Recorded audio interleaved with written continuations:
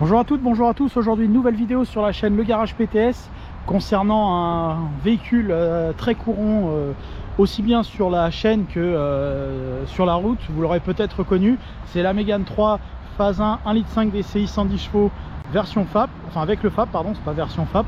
Et la finition, c'est une finition business de l'année 2011, donc elle fait partie des dernières phases 1. La phase 2 est sortie en 2012. On a dans cette voiture de couleur noire des feux également à fond noir qui sont plutôt très jolis et qui ne donnent pas l'aspect modèle de base qu'est réellement le niveau de finition de cette voiture. On peut voir que même les enjoliveurs ont plutôt été bien dessinés sur cette voiture. Ils cachent bien les jantes tôle, donc ça c'est plutôt bien fait. Dorénavant les enjoliveurs des voitures, ça c'est un progrès par rapport à avant. Il est vrai qu'avant on avait des enjoliveurs qui pouvaient être très moches et qui donnent un aspect pas très valorisant. Là les enjoliveurs alors c'est pas que cette Mégane, mais les enjoliveurs des voitures modernes, on pourrait croire presque que c'est des jantes alu, mais finalement ce sont des simples enjoliveurs en plastique.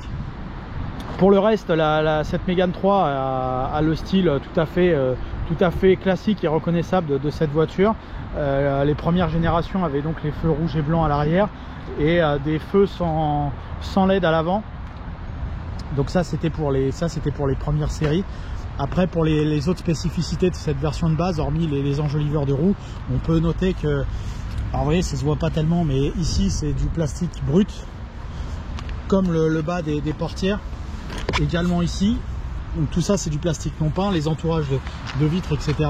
Mais ça se voit pas grâce à cette couleur noire, et ça c'est plutôt un bon choix d'avoir pris cette couleur associée à cette finition standard. Pour le reste, on va retrouver les qualités et les défauts de la Mégane 3. Donc c'est une voiture qui est globalement un peu plus spacieuse que la Mégane 2.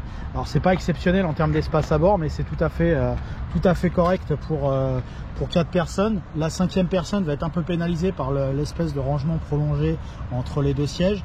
On peut noter qu'on a quand même une prise 12 volts en bas pour brancher un accessoire supplémentaire. Et le coffre est un petit peu plus grand que sur la Mégane 2, avec associé à la banquette rabattable 1/3 2 tiers. Donc ça c'est plutôt dans les standards, on va dire, des véhicules compacts. On peut voir, malgré le fait que ce soit un véhicule de base, la présence de 3 appuis-têtes à l'arrière. Ça ne se fait plus dorénavant des voitures sans appuie-tête. L'ambiance à bord de cette Mégane 3 est quand même tout à fait correctement équipée. On peut noter donc la présence du régulateur de vitesse d'origine. On n'a pas de GPS, mais on a un petit écran au-dessus de la planche de bord.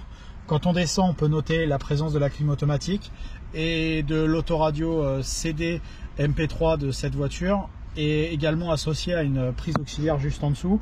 La fonction Bluetooth est également de la partie. Bluetooth qui est non seulement un Bluetooth téléphone, je dirais, mais également streaming audio, donc c'est plutôt utile aujourd'hui.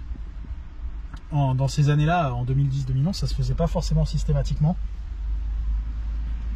On a le droit également aux phares et aux essuie-glaces automatiques. On a déjà le volant cuir, on a les 4 vitres électriques.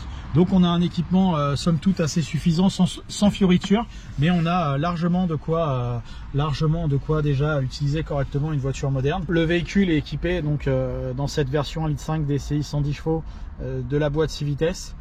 Le 110 chevaux est forcément accouplé à un filtre à particules. La mise en route de cette Mégane 3 se fait par le biais d'une carte. Étant donné que c'est un modèle standard de base, on n'a pas le droit au démarrage main libre, donc on est obligé d'insérer la carte dans la fente. Donc le principe de démarrage, vous insérez la carte, là le tableau de bord s'allume, vous appuyez sur l'embrayage, vous appuyez sur Start, et la voiture se met en route très facilement. Et le compteur est plutôt original sur cette voiture, avec de gauche à droite le contour, le compteur de vitesse qui englobe les fonctions de régulateur de vitesse quand c'est en route, la jauge à essence, le témoin de porte ouverte, le témoin de liquide de refroidissement, pas de liquide de refroidissement, de température moteur, et la jauge à le petit ordinateur de bord qui est également inclus sur cette voiture. vous avez différentes informations comme la vitesse moyenne parcourue, le kilométrage depuis la remise à zéro, l'autonomie restante, l'instantané, la consommation moyenne. Consommation moyenne qui n'est pas le reflet de la réalité. Là je suis à 6,8 mais je viens de remettre à zéro en faisant des bouchons. Donc ça c'est presque la pire consommation possible avec ce moteur. On peut facilement enlever 1 litre en réel sur cette voiture. Le kilométrage bien sûr. Les menus de réglage, la révision, enfin voilà, vous avez un ordinateur de bord assez complet. Et donc sur la partie haute du compteur, on peut voir que vous avez la possibilité d'avoir la pendule, le système de radio, la température extérieure. Le capot s'ouvre très facilement. Il est équipé d'un vérin, donc c'est une bonne note. Ça permet de tenir le capot de manière plus présentable, je dirais. Et donc le moteur 1,5 DCI 110, on l'a retrouvé sur une multitude de marques et de modèles. C'est un moteur très courant, très simple, enfin très simple entre guillemets. Mais dans tous les cas, donc il fait 110 chevaux, il est associé à une boîte 6 vitesses, il a forcément le filtre à particules. Et donc on va pouvoir aller l'essayer sur route pour se rendre compte des qualités dynamiques de cette Mégane. Donc nous voici partis pour l'essai de cette Mégane 3 phase 1. 1,5 DCI 110 de 2011. Donc la première chose qu'on peut noter, c'est un confort tout à fait correct pour cette voiture. Comme je l'avais déjà dit sur un précédent essai de Mégane 3, la différence de confort avec la Mégane 2 est très claire. Le silence de fonctionnement sur la phase sur les bas régimes est très bien maîtrisé. Il n'y a pas de vibration, il n'y a rien de particulier. Alors on est sur une voiture qui n'a pas tellement de kilomètres, qui a moins de 100 000 au compteur, donc on a une voiture encore théoriquement fraîche, bien sûr. Des fois à 100 000 elles sont mortes, mais là pour le coup on a une voiture qui est plutôt en très bonne condition. Et ce moteur est également bien pensé dès les plus bas régimes, c'est-à-dire que dès 1100, 1200 tours, on a tout de suite on n'a pas une sensation de trou à l'accélération comme on pourrait avoir avec des moteurs de petite cylindrée. Donc il est plutôt bien étudié de ce côté-là. On va pouvoir aller tester la capacité de reprise de cette voiture.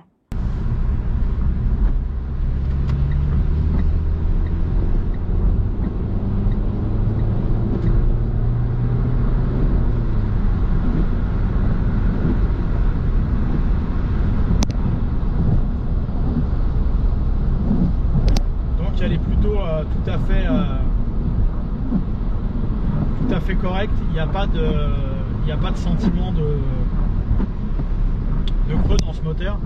Je suis parti en 3e vitesse, j'ai fait exprès. On est sur du diesel, donc c'est inutile de partir trop dans les tours pour pouvoir profiter de l'accélération de la voiture. Mais pour le coup, la sensation d'accélération est assez confortable. Alors bien sûr c'est pas une voiture sportive, par exemple un 1.6 DCI 130 va être plus performante. Par contre ce que j'aime pas trop avec cette 1.6 DCI 130, c'est son côté qu'il a perdu avec l'1.9, c'est elle a une sensation de creux que celle-ci n'a pas. C'est-à-dire que là dès 1500 tours, malgré le fait que la cylindrée soit assez faible, et vraiment il n'y a pas de problème. Là je peux rouler en 6e à 80 à l'heure, on est à moins de 1500 tours et la voiture elle donne pas la sensation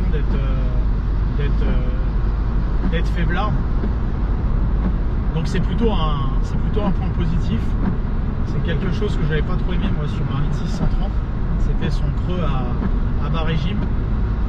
Alors qu'un 1.9 130 pour le coup est vraiment parfaite pour ça, parce qu'elle est assez puissante à haut régime et à bas régime elle est très bien. Celle-ci dès les plus bas régimes elle est très bien aussi, donc c'est plutôt une bonne surprise de ce côté-là. Et le niveau sonore reste tout à fait maîtrisé, il n'y a pas de bruit, pas de vibration particulier. Alors évidemment on n'est pas très vite, mais d'un autre côté on est sous la pluie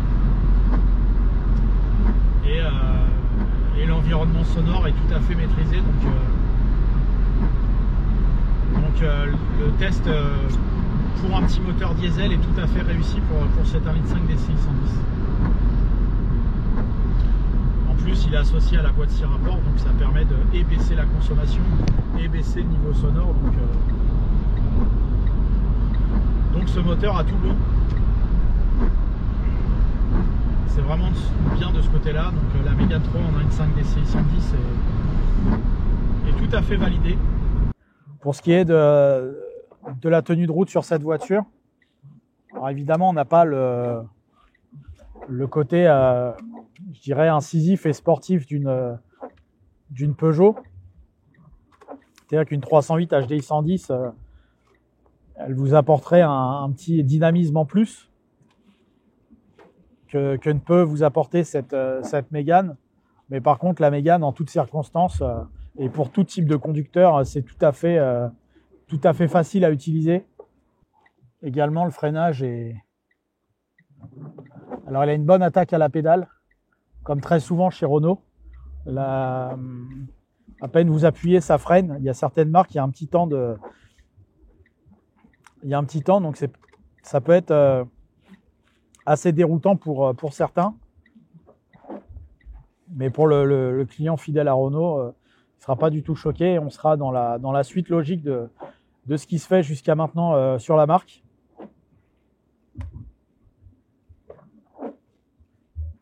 Et le confort de suspension, comme là sur ces prises de Dodane, etc., on est très bien. Donc finalement, je maintiens à chaque fois qu'on prend la Mégane 3, on a affaire à une voiture tout à fait honnête. C'est une voiture sans défaut, j'ai envie de dire. Du moins sans défaut majeur. Après, certains vont reprocher